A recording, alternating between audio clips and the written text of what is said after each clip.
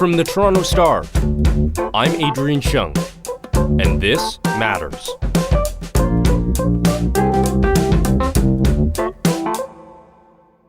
Time to go, got a job to do, we're on a roll. Metro moves on TTC, it's the better way. fast and clean, Easy ride, trouble-free. TTC, Metro's way to go. Time to go, step aboard, the city's at your door. Get around with the economy, Metro moves on TTC, we got a good thing going. The grand old days of the TTC. 2021 is definitely not that.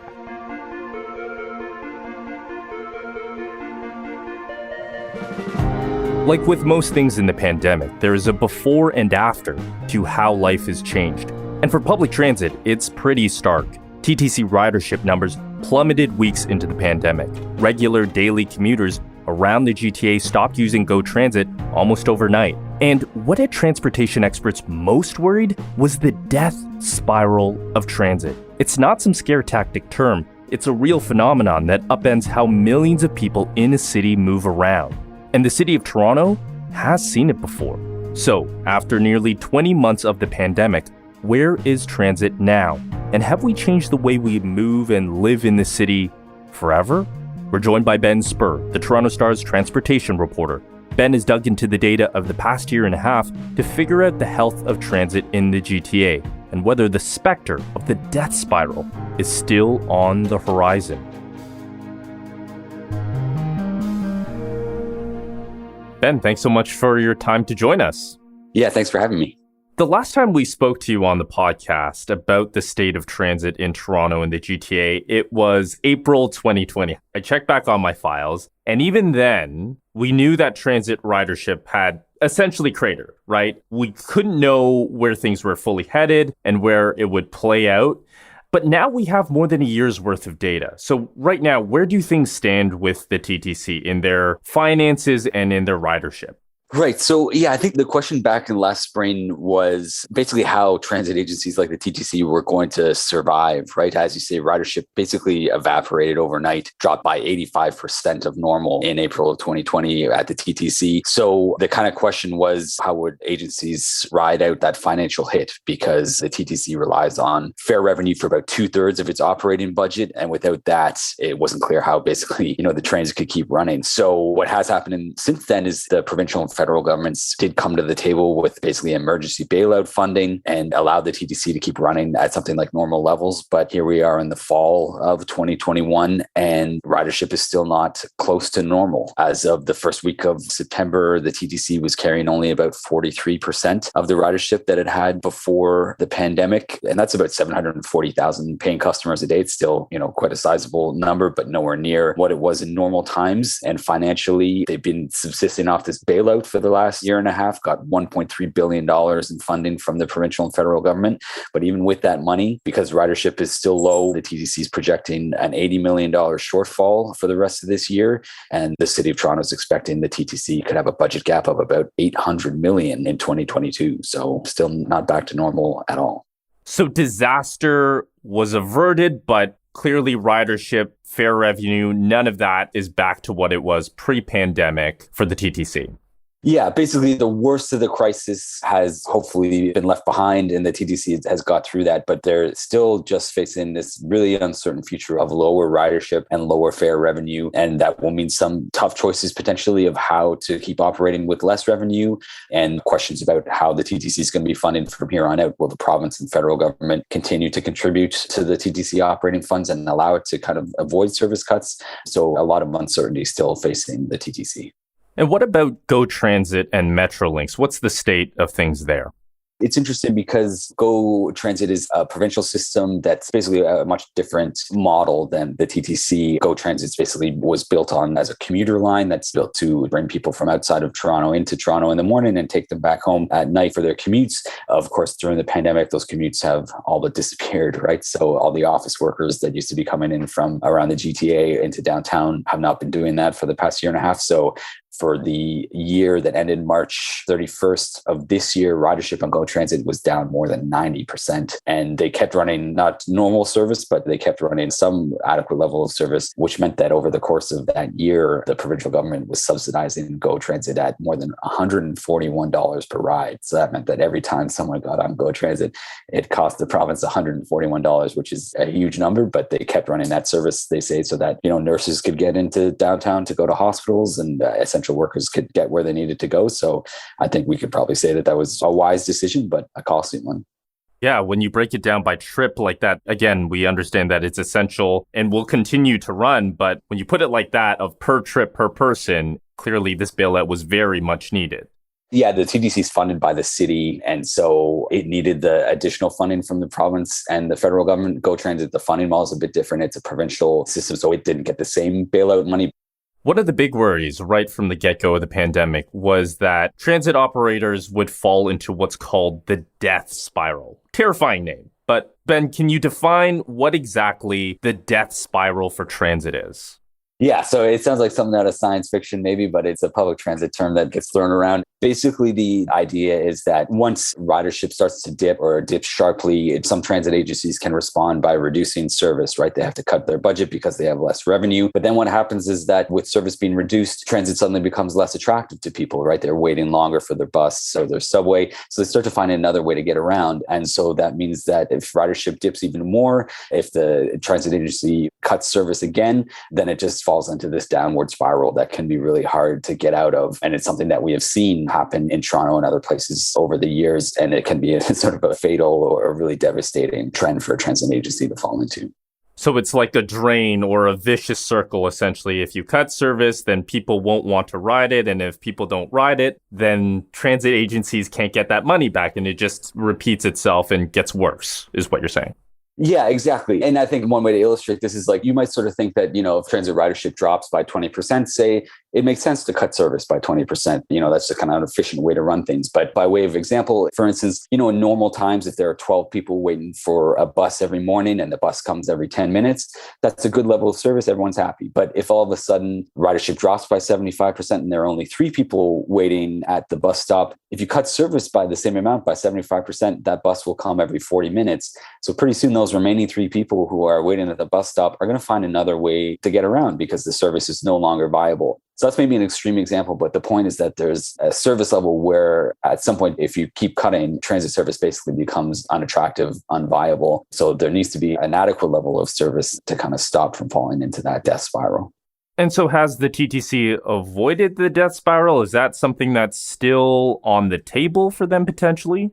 Yes, I think it is still very much a threat. In the Canadian Urban Transit Association, which is a national organization that represents the country's transit agencies, they say that this death spiral or this downward spiral is the biggest threat facing Canadian transit providers today because of just the uncertainty over the near and long term of lower ridership and the funding challenges that will face. So there's a real concern about the potential for cuts and then the impact that will have on service. We'll be right back.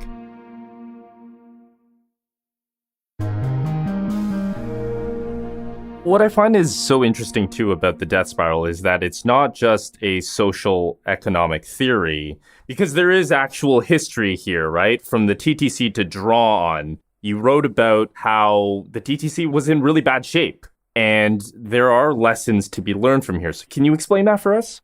Yeah, so I think, even as a transit reporter, I think maybe I had this false impression, but you kind of think that as a city grows, the transit system becomes more busy and there's kind of a natural growth trend there. But in actual fact, the recent history of the TTC does not show that. So back in the early 1990s, the recession hit Ontario, people lost their jobs, people stopped commuting. And so ridership started to drop on the TTC. The TTC tried to paper over the holes in its budget by cutting service and hiking fares. They increased fares 5 times in the early part of the 1990s. Major service reductions followed in about 1996. In 1998, Premier Mike Harris's government ended provincial funding for municipal transit operations, which really dealt a blow to the TTC budget. Spending reductions are not easy, but the sacrifices we make today will guarantee a better future for all of us. So by the early 2000s, subsidies for the TTC were $100 million less than they were in 1991. And the TTC was actually putting out hundreds of fewer buses and streetcars than they were 2 decades before. And so over the course of between 1988 and 2003, ridership dropped by more than 12% on the TTC, even though over that same period, Toronto's population grew by 13%.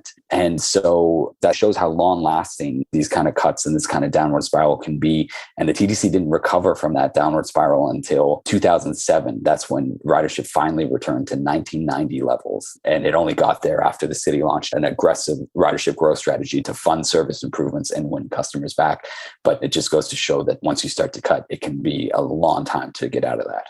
Right. So a lot of factors there. We're talking about provincial funding. We're talking about funding from the city. But essentially, the TTC sort of fell into a pit for the better part of 2 decades almost. Yeah. And, you think about the impact that can have on a city. So in the early 2000s, a greater portion of trips in Toronto were being taken by car than in the 1980s, right? So that means more congestion on the roads, more gridlock, more time wasted for people trying to get where they need to go, but also environmentally, right? That's devastating. That's more people relying on private automobiles and greenhouse gas emissions going up. So it was just a pretty bad time that I think we all want to avoid seeing again in Toronto. And there are some differences from this moment to the 90s. I mean, back then it was an economic recession. This one too is a recession as well, but we're also talking about people working from home. There are public health worries. So it's not a perfect one-to-one comparison, but there are things to draw from there, right? Yeah, I think, on the one hand, the immediate impact of COVID was really sharp and acute. The ridership drop was massive.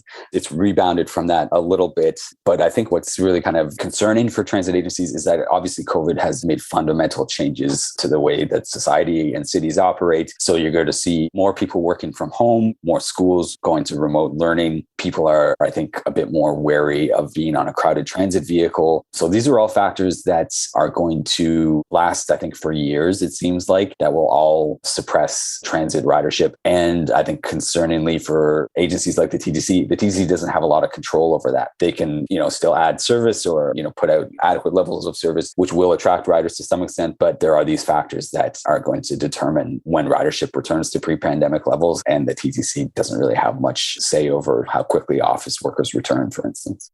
You touched on something there that I think is always a little bit of the elephant in the room when we talk about transit, which is private transportation or cars. There have been so many strides made in public transit in the GTA over the past several years. And I just wonder, did we lose all of that momentum with the pandemic? Like, are people now turning back to cars, to private transportation after years where we tried to shift away from that kind of model? I mean, I think indications are, yes, that we are losing ground in terms of public transit being a preferred option. So, earlier in the pandemic, Statistics Canada said that about 3/4 of commuters who left public transit during the early days of the COVID crisis, they mostly went to private automobiles. Just people didn't want to get on transit, especially in the early days. And it is concerning that I think we're seeing a reversal of kind of the move towards public transit. That's not to say that things couldn't turn around, but certainly, this has dealt a huge blow to transit ridership. And there are signs that people are taking their cars more. Another thing that some experts have told me is that this remote work trend that we're seeing now could actually lead to more car use. That's kind of counterintuitive, because people won't be driving as much to go to work at least. But you could start to see people move outside of like the city center of Toronto, for instance. It's cheaper outside. If people don't have to go to work every day, then it doesn't matter if they're a bit farther from the center. And that means that they're living in communities that don't have good transit. And that means that they're going to have to buy a car if they didn't already have one. So this kind of movement outside of Toronto or outside of city centers, the move to remote work could actually lead to more people driving on the roads, which is not a good trend. And that's interesting too, because again, some communities might get left behind on that, right? If they end up cutting service, then of course it's usually people who are dependent on public transit. They don't get the choice of buying a car or having private transportation to turn to.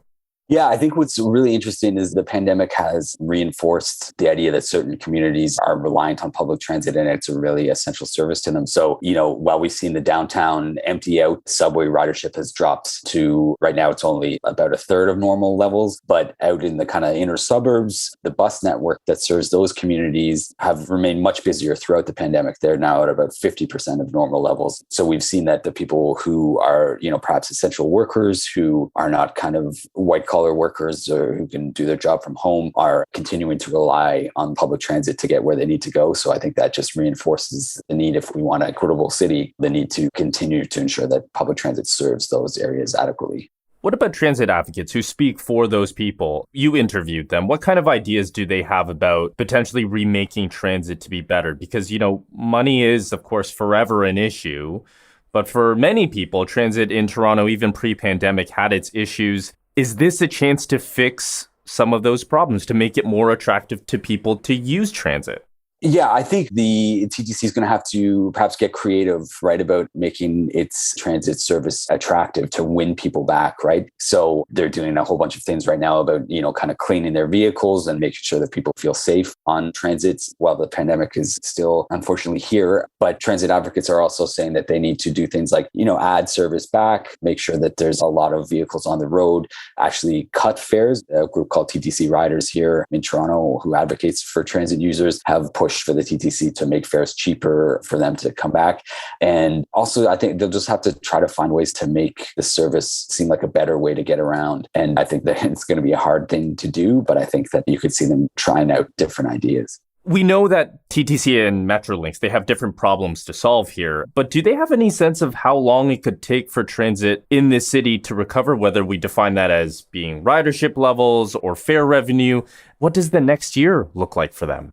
The TTC actually has some pretty detailed projections of what it will take for it to get back to something approaching normal ridership. So for it to even get back to 90% of pre-pandemic ridership, the TTC thinks that occupancy in Toronto will have to reach 80% of pre-pandemic levels. All colleges and universities will have to go back to full in-class learning. All retail entertainment activities will have to have no capacity limits. So those are some important levers that would allow the TTC to get back to something close to normal, but it's not clear when that will happen. So by TTC projections, even by the end of 2023, ridership could still be about 20% below normal. And that's important because for every 10% below normal ridership that's about $130 million of a hole in the TTC budget. So it's looking at, sustained year over year, $100 million shortfalls if things don't get back to normal very quickly. Metrolinx, they're, as I say, heavily dependent on office commuters. Without those coming back anytime soon, I think they're going to struggle even in a worse way than the TTC. I haven't seen any detailed projection from Metrolinx when they think ridership will return, but it's interesting. I think what you could see is that the previous model of kind of 9 to 5 commuting is going to change with people working from home more often or kind of having more irregular schedules about when they do come into work.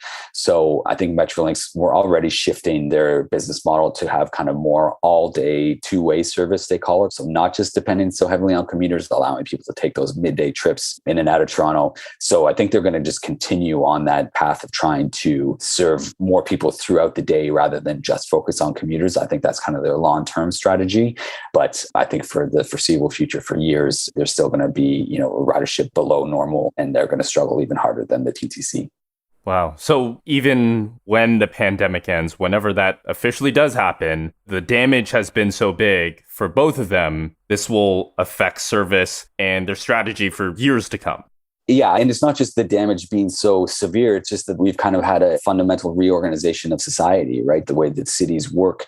And so the TTC and other agencies are just going to have to deal with those new trends. So you could see, some interesting solutions like just redeploying service, for instance, instead of focusing so much on the morning and afternoon rush hours for the TTC, you could see them kind of redeploying service so that there's better service in the middle of the day that could kind of be more attractive. But I think what is concerning for transit agencies and people who are concerned about sustainable cities is that when people make choices about how they get around, those patterns tend to stick for a while, right? Those are patterns that are set for a long time. So if people are going out, leaving transit right now, buying cars and making choices about where they live based on, how they get around. Once those choices are kind of locked in, it could be a long time for them to reverse. So I think what's concerning here is that the shift from transit, the shift towards people driving private cars could be with us for, a number of years. And I don't think that's good for cities, and it's certainly not good for transit agencies. Ben, thank you for your reporting. It's great to talk to you. Yeah, thanks so much for having me. It's always a lot of fun. And that is Ben Spurr, the Toronto Star's transportation reporter. You can read Ben's full reporting on the death spiral online at thestar.com. That's it for today. Thanks so much for listening. I'm your host, Adrian Chung. Our This Matters team is me, Adrian Chung, Brian Bradley, JP Fozo, Matt Hearn, Morgan Bachnick, Raju Mudar, Saba Aitazaz, and Sean Patton. Our music is by So Called, Mike DeAngelis, and Sean Patton. We want to hear what stories matter to you. Please send us your comments, questions, or ideas to thismatters@thestar.ca. Please consider supporting the journalism the Toronto Star newsroom does at thestar.com/subscribingmatters. And don't forget to subscribe to This Matters on Apple Podcasts, Spotify, or wherever you listen to your favorite podcasts. Let's talk soon.